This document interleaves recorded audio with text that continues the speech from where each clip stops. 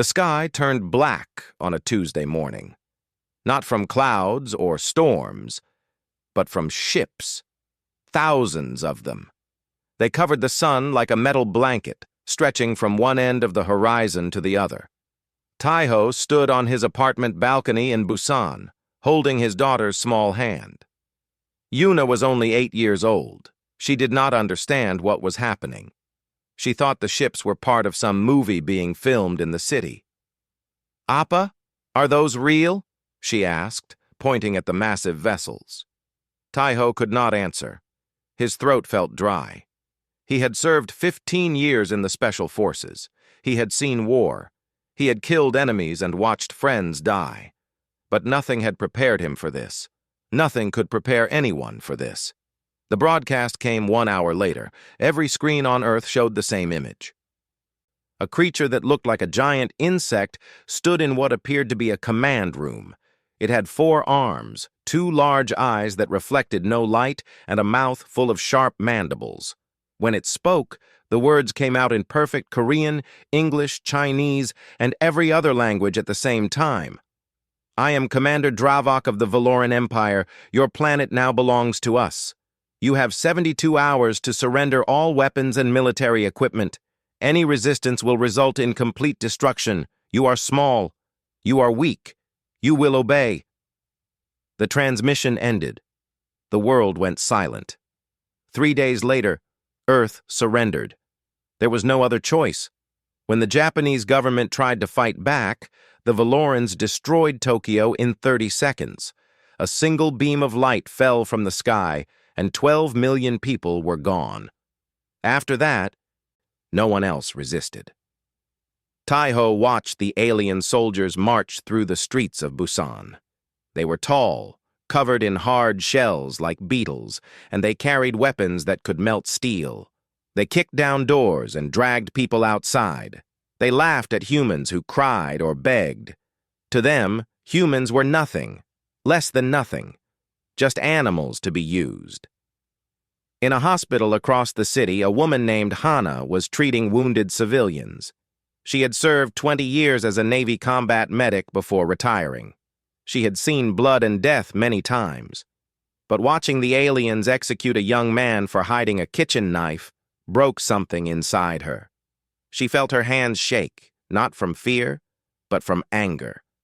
She made a promise to herself that day. She would find a way to make them pay. In Seoul, a man named Woo Jin knelt on the cold ground as Valoran soldiers searched his home. He had been one of the best snipers in the military. His hands were steady enough to hit a target from 2 kilometers away. Now those hands were tied behind his back while aliens threw his belongings onto the street. One of the soldiers found his old uniform. It laughed, a clicking sound that hurt Woo Jin's ears. The soldier held up the uniform and tore it in half. "Human warrior," it said in broken Korean. "So funny, so small, so weak." Woo Jin said nothing. He kept his eyes on the ground, but he remembered the soldier's face. He would never forget it. In Daegu, a man named Sung Woo worked in a factory that had been taken over by the Valorans. Before the invasion, he had been a demolitions expert in the army. He knew how to make buildings fall with the smallest amount of explosive. He knew how to create bombs from everyday materials. Now he pretended to be a simple worker, slow and stupid, while he watched the aliens and learned their weaknesses. The Valorans set up what they called compliance zones. These were areas where humans lived and worked under alien rule. Every human had to wear a metal collar that tracked their location. If anyone tried to escape or disobey, the collar would shock them until they passed out. Some collars killed people who fought too hard. The aliens divided humans into 2 groups, workers and servants. Workers dug in mines, built roads, and did heavy labor. Servants cleaned alien homes, prepared alien food, and did whatever their masters commanded. There was no third choice. Taiho was sent to Camp 17, a mining facility in the mountains. He worked 16 hours a day, digging for a metal the Valorans wanted. The work was hard. Many people died from exhaustion or accidents. The guards did not care. When someone fell, they simply brought another human to replace them. But Taiho survived. His training had taught him how to push through pain. His love for Yuna gave him a reason to keep breathing. Every night he lay on his thin mat and thought about his daughter. She was living with Hana now, in a small room in the compliance zone. Hana had promised to protect her. That promise was the only thing keeping Taiho sane. Months passed. The Valorans grew comfortable. They stopped watching humans so closely.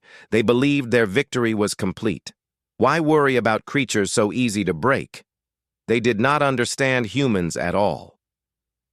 They saw human kindness and called it weakness.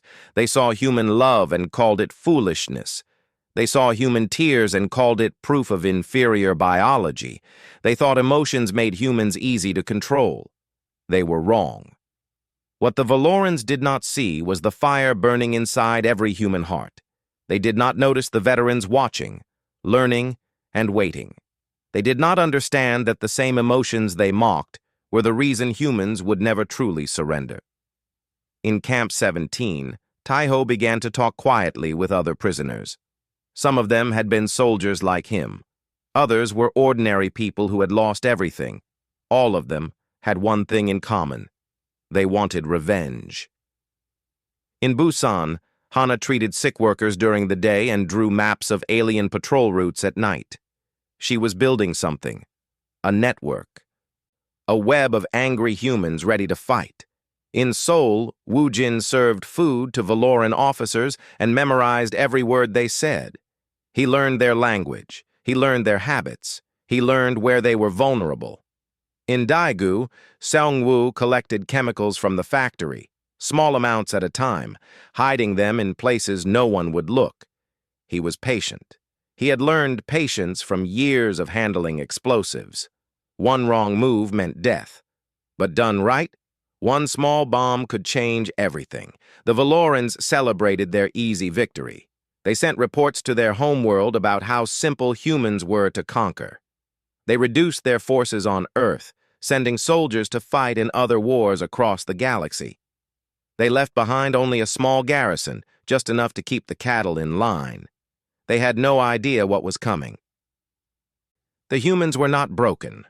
They were preparing. And when the time came, the Valorans would learn a lesson that would echo across the stars.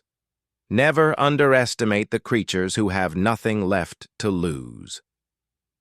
3 years passed under Valoran rule.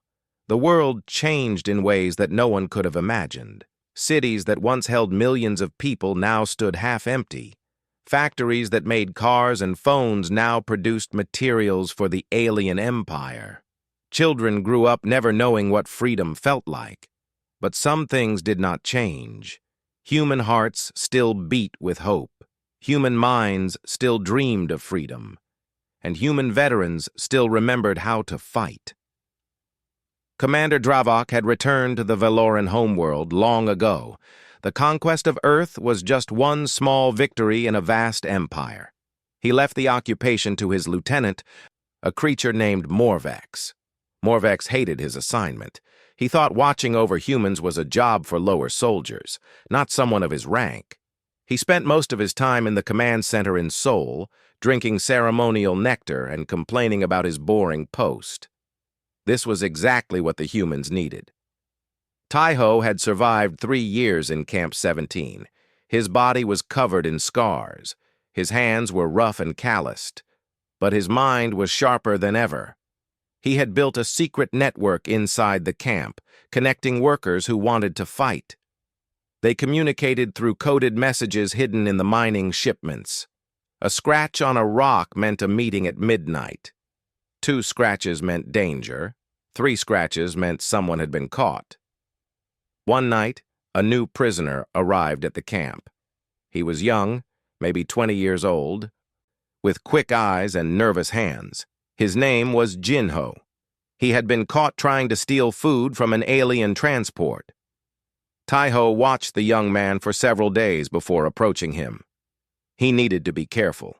Spies were everywhere. Some humans worked for the Valorans in exchange for extra food or better treatment. These collaborators were more dangerous than the aliens themselves. But Jinho was not a spy. He was angry. His entire family had died in the first days of the invasion. He had nothing left except hatred. "I want to hurt them," Jinho whispered one night. "I want to make them feel what we feel." Taiho nodded slowly. "Then listen carefully and do exactly what I tell you." In Busan, Hana ran a small clinic for sick workers. The Valorans allowed it because healthy humans worked harder. They did not know that Hana's clinic was also the center of a growing resistance network. Messages came in hidden in bandages. Maps were drawn on the backs of medical charts. Weapons, small ones, were hidden under floorboards. Hana had also been studying Valoran biology. She had treated several aliens who were injured in accidents. She learned that their hard shells protected them from most physical attacks. But she also learned that certain earth plants were toxic to their blood. A flower that was harmless to humans could kill a Valoran in hours. She began growing these plants in secret, telling the guards they were medicine for human diseases. The aliens never checked. Why would they? Humans were too stupid to be dangerous. In Seoul, Wu Jin had become a trusted servant in the command center. He cleaned floors, served drinks, and kept his head down. The Valoran officers ignored him completely. He was invisible to them, just another piece of furniture. This invisibility was his greatest weapon. Wu Jin memorized everything: guard rotation schedules, access codes to locked doors, the location of the armory where alien weapons were stored, the names and habits of every officer. He passed this information to Hana through a network of messengers, ordinary people who carried notes hidden in their collars. One day, Wu Jin saw something that made his heart race. 3 plasma rifles were left unguarded in a storage room. The guards had gone to celebrate some alien holiday. The door was locked, but Wu Jin had memorized the code weeks ago. He moved quickly and quietly. Years of sniper training had taught him how to control his breathing, his movements, his fear. He opened the door, wrapped the rifles in cleaning cloths, and hid them in the bottom of his supply cart. Then he walked out calmly, pushing the cart past 2 guards who did not even look at him. Those 3 rifles were the first alien weapons in human hands since the invasion began. In Daegu, Sungwoo continued his slow and patient work. He had collected enough chemicals to make several powerful bombs. But making the bombs was only part of the problem. He needed a way to deliver them to the right targets at the right time. He found his answer in an unexpected place. A young woman named Nari worked in the factory's communication center. Her job was to monitor alien transmissions and report any problems. But Nari was also a brilliant hacker. Before the invasion, she had been a university student studying computer science. Now she used her skills to listen to enemy conversations without anyone knowing. Nari had discovered something important. The Valorans controlled their entire occupation through a central AI system. This computer managed everything from guard schedules to food distribution to collar tracking. If the AI went down, the entire system would collapse. She brought this information to Sungwoo, who brought it to Taiho through the message network. The plan began to take shape. By the end of the 3rd year, the resistance called themselves the Hounds. The name came from an old Korean saying about loyal dogs that never forget their masters. But these hounds were not loyal to any master. They were loyal only to each other and to the dream of freedom. The hounds numbered in the thousands across Korea. Similar groups existed in Japan, China, Southeast Asia, and beyond. They all communicated through hidden channels, sharing information and coordinating plans. They knew that any attack had to be global. If only one country rose up, the Valorans would crush it easily. But if the entire world attacked at once, the aliens would not have enough soldiers to stop them. Taiho became the leader of the Korean Hounds. He did not want the role. Leadership meant responsibility. It meant that if things went wrong, the deaths would be on his hands. But the other veterans trusted him. They had seen him survive 3 years of hell without breaking. They believed he could lead them to victory. In a secret meeting deep in the mining tunnels, Taiho spoke to his closest allies. Hana had traveled from Busan in disguise. Wu Jin had sent a messenger from Seoul. Sungwoo and Nari joined through a hidden radio link. "The Valorans have a festival," Taiho said. "Once a year they drink something that makes them slow and stupid. It lasts for 3 days. That is when we strike." "How long until the festival?" Hana asked. 8 months. 8 months. It seemed like forever. But after 3 years of waiting, 8 months was nothing. "We need more weapons," Wu Jin's messenger said. 3 rifles are not enough."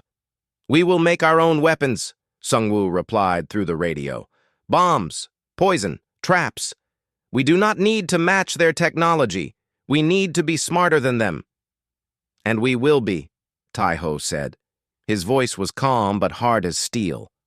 "They think we are animals. They think we cannot plan, cannot organize, cannot fight. That is their weakness. Their arrogance will destroy them." The meeting ended with a simple promise. Every person would do their part. Every person would prepare. And when the night came, every person would fight until their last breath. The chains around their necks were still there. The collars still tracked their movements. The guards still watched them with contempt. But inside their hearts, the humans were already free. And the Valorans had no idea. The months passed like water through a cracked dam. Slow at first, then faster and faster until the final days arrived in a rush. The resistance grew stronger with each week. More veterans joined. More weapons were hidden. More plans were made. But growing stronger also meant growing more visible, and visibility brought danger. It started in Gwangju. A woman named Yunji had been recruiting workers for the resistance. She was careful, but not careful enough. One of the people she trusted was not a friend. He was a collaborator, a man who sold information to the Valorans in exchange for extra food and medicine for his sick mother. The aliens came at night. They dragged Yunji and 30 other resistance members from their beds. They did not bother with trials or questions. They took them to the city center and lined them up in front of a crowd of forced witnesses. Morvex himself came from Seoul to watch. He stood on a platform, his forearms crossed, his dark eyes showing no emotion. "This is what happens to those who disobey," he announced. "Humans are property of the Valoran Empire. Property does not rebel. Property does not plan. Property obeys or property is destroyed." The executions were fast. Plasma fire. 30 bodies falling to the ground. The smell of burned flesh filling the air, children watching with empty eyes, parents holding back screams. Taiho heard about the massacre 3 days later. The news came through the message network like a cold wind. 30 dead. Names he recognized, people he had trusted. For the first time in months, he felt doubt creep into his heart. Was this worth it? Would their rebellion just lead to more deaths? Maybe it was better to accept their fate.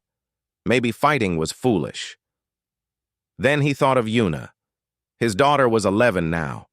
She lived with Hana in Busan, going to a school run by the Valorans where human children learned to serve their masters.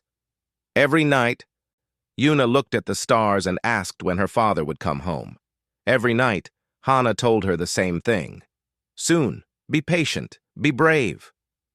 Taiho could not give up, not for himself, for her. But the danger had increased. Morvex was suspicious now. He doubled the patrols. He ordered random searches of homes and workplaces. He installed new sensors that could detect hidden weapons. The resistance had to become even more careful. Nari worked day and night to stay ahead of the alien security systems. She created fake data that hid their movements. She redirected sensors to look in the wrong places. She built a virus that could crash the central AI, saving it for the perfect moment. Wu Jin continued stealing from the command center. He took small things that would not be noticed. Data chips, communication devices, maps of Valoran bases around the world. Each piece of information was sent to Taiho, who shared it with resistance leaders across the globe. Hana finished her bioweapon. It was a simple powder made from concentrated plant toxins. When breathed in by Velorans, it would cause their blood to thicken and their shells to crack from the inside. One small bag could kill every alien in a large building. She made dozens of bags and distributed them to trusted members. Seung-woo built his bombs. They were not fancy, but they were effective. Each one was designed to be carried easily and detonated remotely. He trained young resistance members in how to plant them without being detected. He made them practice until they could do it in complete darkness. 3 weeks before the Harvest Festival, disaster struck again. Veloran soldiers came to Hana's clinic. Someone had reported suspicious activity. They searched every room, every corner, every hidden space. Hana watched with a calm face and a racing heart. They found nothing. She had moved the weapons and the plant garden just 2 days earlier, acting on a warning from the message network. The soldiers left angry and frustrated. Hana smiled and bowed and thanked them for their service to the Empire. But the close call reminded everyone how thin the line was between success and failure. Then came the worst blow of all. Yuna was taken. Morvex had learned about Taiho's role in the resistance. He did not know the details, but he knew enough. He ordered his soldiers to find Taiho's family. When they discovered that his daughter lived in Busan, they took her as a compliance hostage. The message was clear. If Taiho caused any trouble, Yuna would die. Hana sent word to Camp 17 immediately. When Taiho heard the news, he felt the world collapse around him. His hands shook, his vision blurred. For a moment, he could not breathe. The other veterans watched him carefully. Some thought he would cancel the uprising to save his daughter. Others feared he would do something reckless that would get everyone killed. Taiho sat alone in the mining tunnel for a long time. He thought about Yuna's smile, her laugh, the way she held his hand when she was scared. He thought about all the other children who had lost their parents to the aliens, all the families that had been destroyed, all the dreams that had been crushed. He made his decision. The next day, Taiho called a meeting of the core resistance leaders. They gathered in an abandoned temple on Jiri Mountain, far from any Veloran patrols. The night was cold. The stars were bright. Everyone knew that what was decided here would change everything. Taiho stood before them. His face was pale, but his eyes burned with a fire that could not be put out. "They took my daughter," he said. "They think this will stop me. They think I will surrender to save her life." No one spoke. The wind whispered through the trees. "They are wrong." Taiho's voice grew stronger. "The Velorans took everything from us. Our homes, our freedom, our families. They laugh at us. They call us weak. They think our love is a flaw, something that makes us easy to control." He looked at each person one by one. Hana with her steady hands, Wu Jin with his sharp eyes, Seung-woo with his patient smile, Nari with her quick mind, Jin-ho and dozens of others, all of them scarred by loss, all of them burning for justice. "But our love is not weakness. It is our greatest strength. We do not fight for power or territory. We fight for each other. We fight for our children, our parents, our friends. We fight because we remember what it means to be human." He raised his fist. "In 3 weeks, the Velorans will celebrate their festival. They will drink and laugh and feel safe. And on that night, we will show them what happens when you push humans too far." "What about Yuna?" someone asked quietly. Taiho's jaw tightened. "I will get her back, but not by surrendering. The only way to save her is to win. If we destroy the occupation, she will be free. If we fail, she dies anyway." It was a hard truth. A painful truth, but everyone understood. Hana stepped forward. "I stand with Taiho." Wu Jin nodded. "So do I." One by one, every person in the temple raised their fist. The date was set. The plan was ready. The storm was coming, and nothing in the universe could stop it now. The sun set on the day of the Harvest Festival, painting the sky in shades of red and orange. Across the world, Velaran soldiers gathered to celebrate. They drank their ceremonial nectar, a thick liquid that made them happy and slow. They sang songs about their great empire. They laughed about the weak little humans who served them. They had no idea this would be their last celebration. In Seoul, Lieutenant Morvex raised a crystal cup filled with nectar. Around him, his officers cheered and clicked their mandibles with joy. The command center was bright with alien lights, decorated with symbols of the Valoran Empire.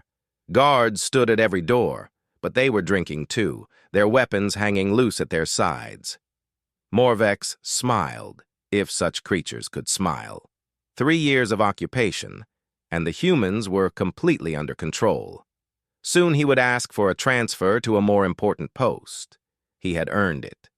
At exactly 10 o'clock at night, everything changed. Nari pressed a button on her hidden computer. The virus she had built over 2 years flooded into the Valoran Central AI. The system froze. Then it crashed. Every screen in every command center went dark. Every tracking collar stopped working. Every communication device fell silent.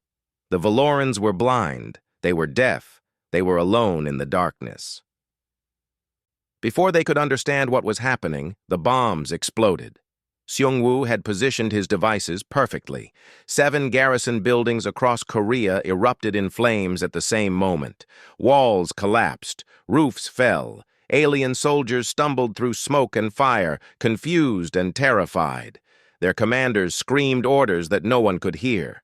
In Busan, Hana led a team of resistance fighters into the main barracks. They wore masks to protect themselves from the powder she had created. They threw small bags into every room, every hallway, every corner. The Valoran soldiers inside began to choke. Their shells cracked. Their legs gave way. Within minutes, hundreds of aliens lay dead. Similar attacks happened in Daegu, Gwangju, Incheon, and a dozen other cities. The resistance had trained for this night for years. Every person knew their role. Every person moved with purpose. But the most important mission was in Seoul. Woo Jin led a strike team of 12 fighters into the command center. They wore stolen alien uniforms, using the confusion to get past the outer guards. Woo Jin carried one of the plasma rifles he had stolen months ago. The weight felt right in his hands. He had been waiting for this moment since the day the aliens tore his uniform in half. The corridors were filled with smoke from small fires Nari had started remotely. Valoran soldiers ran in all directions, shouting and pushing each other. None of them paid attention to a small group moving with calm determination through the chaos. "Left turn ahead," Nari's voice said through a tiny speaker in Woo Jin's ear. "3 guards. They are not drunk." "Be careful." Woo Jin raised his hand. The team stopped.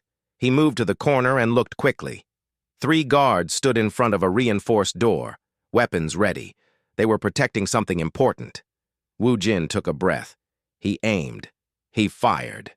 The first guard fell before the other 2 could react. The second died with a look of surprise on his alien face.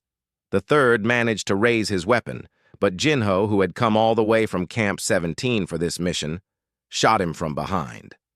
"Door is open," Nari reported. "Morvex is inside." They moved fast, through the door, down a short hallway, into a large room filled with screens and control panels. And there, standing in the middle, was Lieutenant Morvex. He was not drunk. His eyes were clear. His 4 hands held 2 weapons, 1 in each pair. He had expected trouble. He had prepared. "Humans," he said, his voice dripping with contempt. "You think this little rebellion will save you? I have already sent a message to the homeworld. Reinforcements will arrive. Your planet will burn." "Your message did not go through," Woo Jin replied calmly. "The AI is dead. You are alone." For the first time, Morvex looked uncertain. He glanced at the dark screens around him.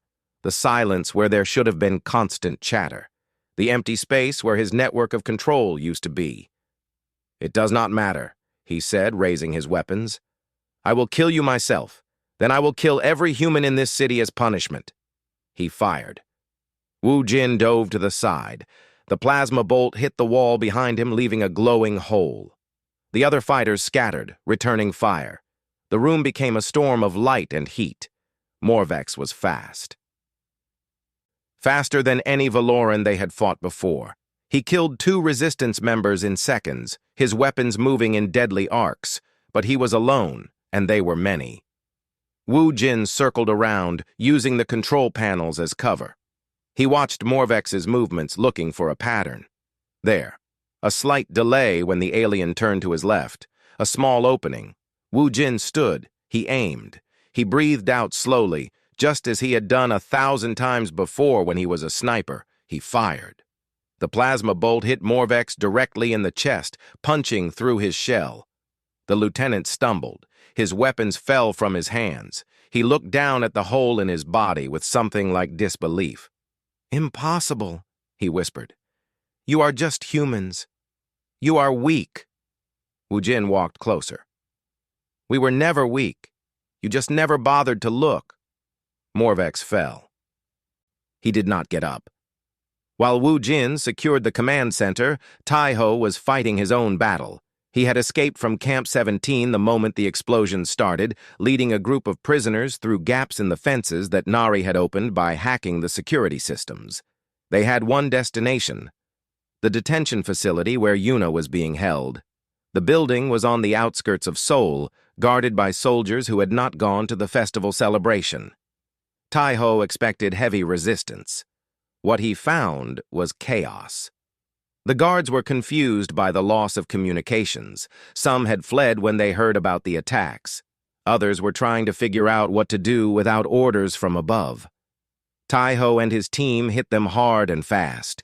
They fought with plasma rifles, with knives, with bare hands when necessary. Every veteran remembered their training. Every prisoner remembered their anger. The guards fell one by one. Taiho reached the detention block covered in sweat and blood, most of it not his own. He ran down the corridor, checking each cell. Empty, empty, empty. Then he heard a voice, small, scared, familiar. "Appa?" Taiho turned. In the last cell, behind thick bars, stood Yuna. She was thin and pale, but alive. Her eyes were wide with hope and fear. "Yuna!"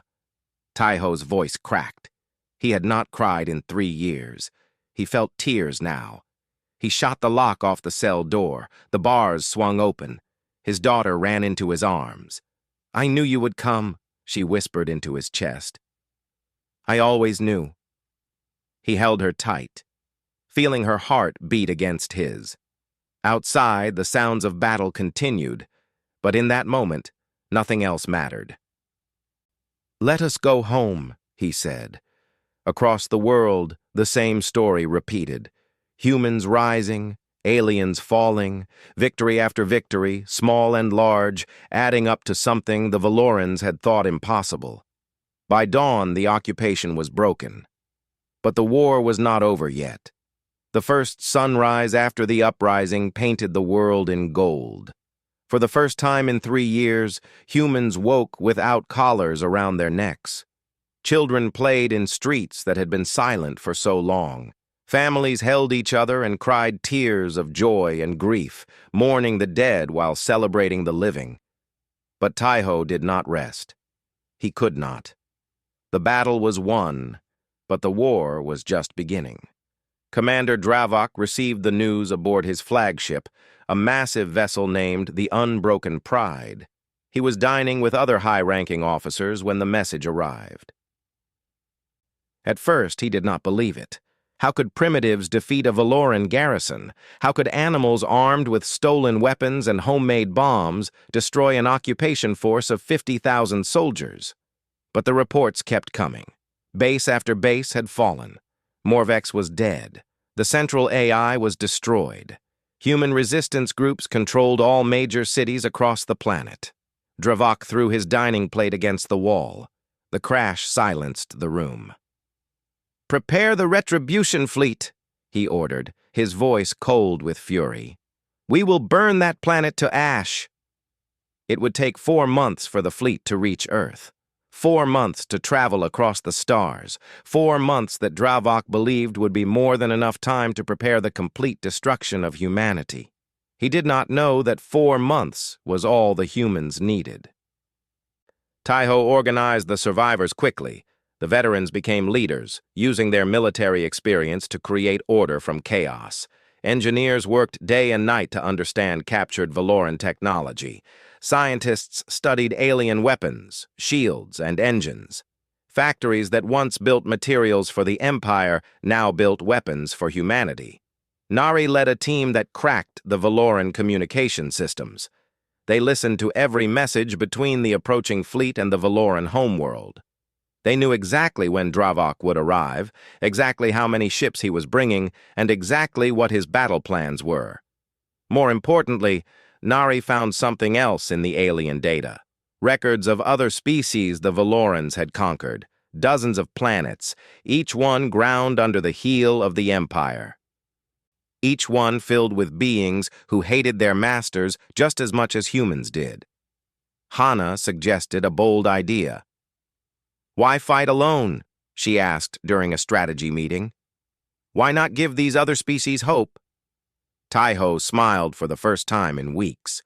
"Send them everything. Show them that the Valorans can be beaten. Show them what humans have done." The message went out across the galaxy. It included videos of the uprising, details of Valoran weaknesses, instructions on how to build bioweapons and disrupt AI systems, a simple declaration at the end. "We are humanity. We were slaves. Now we are free. Join us." The response was slow at first. Then it became a flood. Species that had been conquered for centuries suddenly found courage. Rebellions broke out on 12 different worlds. The Valoran Empire, so confident in its control, suddenly found itself fighting fires everywhere. Dravok's retribution fleet had to split its forces. Half went to deal with the other uprisings. Only half continued toward Earth. But half was still 100 warships, still enough to destroy a planet. The humans knew they could not match the Valoran fleet in direct combat. They did not try. Instead, they built something different. Orbital defense platforms constructed from captured alien technology. Minefields hidden in the paths the enemy ships would take. Small, fast attack vessels designed to hit and run. And one secret weapon that Xiongwu had been building in an underground facility. A bomb so powerful it could destroy a ship 10 times the size of the largest human vessel. They only had one. They had to make it count. Dravok's fleet arrived on a cold morning in winter. The ships emerged from faster-than-light travel like monsters rising from the deep sea. They spread across the sky, blocking out the sun just as they had 3 years ago. But this time the humans did not surrender. The orbital platforms opened fire. Plasma beams cut through space, hitting Valoran ships before they could raise their shields. The minefields exploded, taking out transport vessels and crippling support craft. The small attack ships darted between the enemy fleet, hitting weak points and disappearing before the aliens could respond. The Valorans fought back with terrible force. They destroyed 2 platforms and dozens of human ships. They broke through the outer defenses and began their approach to the planet. Dravok stood on his bridge, watching the battle unfold. He was winning, but the cost was higher than he expected. These humans were not animals. They were soldiers. He gave the order to fire the main weapon. The Unbroken Pride's primary cannon could vaporize entire cities. One shot would break the human spirit forever. The cannon charged with a deep hum, energy built up in its core. Dravok smiled. Then a small human ship appeared directly in front of him. It had been hiding behind one of the destroyed platforms, waiting for this moment. Taiho was aboard that ship. He piloted it himself. "Now," he said into his communicator. Xiongwu's bomb detonated. The explosion was like a small sun. It consumed the human ship, but it also tore through the Unbroken Pride's shields, its armor, and its core. The flagship broke apart, pieces flying in every direction. Commander Dravok had 1 second to understand what was happening before he died. The destruction of the flagship broke the fleet's command structure. Valoran ships began to retreat, their captains panicking without orders. Human forces chased them, destroying some and capturing others. By nightfall, the sky was clear again. Taiho survived. He had ejected from his ship moments before the bomb exploded, his escape pod carrying him back to Earth. When he landed, Yuna was there waiting. She ran to him across the burned grass of the landing field and threw her arms around him. "You came back," she said. "I promised," he replied. The war continued for another 5 years. Humanity pushed outward, liberating other species and building alliances. The Valoran Empire, weakened by rebellions across its territory, could not stop them. Planet by planet, the great empire crumbled. Eventually, the Valorans asked for peace. They sent diplomats to negotiate terms, something they had never done before. They had always dictated terms to others. Now they had to ask. The negotiations were held on Earth, in a rebuilt city that had once been Sol. Yuna, now a grown woman, served as one of the human ambassadors. She had studied diplomacy and alien languages, preparing for this moment her entire life. A young Valoran diplomat sat across from her. He was from a new generation, born after the war began. He looked at Yuna with something like curiosity. "May I ask you something?" he said. "Go ahead. Why did you fight so hard? Our report said humans were weak, emotional, easy to control. What did we miss?" Yuna looked at him for a long moment. She thought about her father, still alive, now a respected elder who told stories to children about the old days. She thought about Hana, Woo-Jin, Sung-Woo, and Nari, all of them heroes who had risked everything. She thought about the millions who had died and the billions who had survived because of their sacrifice. She smiled. It was a cold smile, the smile of someone who remembered pain and had turned it into strength. "You thought our emotions made us weak," she said. "Our love, our anger, our hope. You saw these as flaws to be exploited." She leaned forward. "But our emotions are why we fight. They are why we never give up. They are why a father will die for his daughter, why strangers will sacrifice for each other, why an entire species will burn the galaxy down rather than live as slaves." The Valoran diplomat said nothing. "You asked what you missed," Yuna continued. "You missed everything. You saw our kindness and called it weakness. You saw our tears and called them defeat. You thought because we felt pain we could be broken." She stood. "But pain taught us to endure. Loss taught us to fight. Love taught us what was worth dying for." She walked toward the door, then stopped and looked back. "That was your mistake. Your first and your last. You believed we were weak." The doors opened. Light flooded in from outside, from a world that humans had saved with their blood and their courage and their unbreakable hearts. "And that belief destroyed you." She left the room. Behind her, the Valoran diplomat sat alone, finally understanding the truth that had cost his empire everything. Humans were never weak. They were just waiting for a reason to show their strength.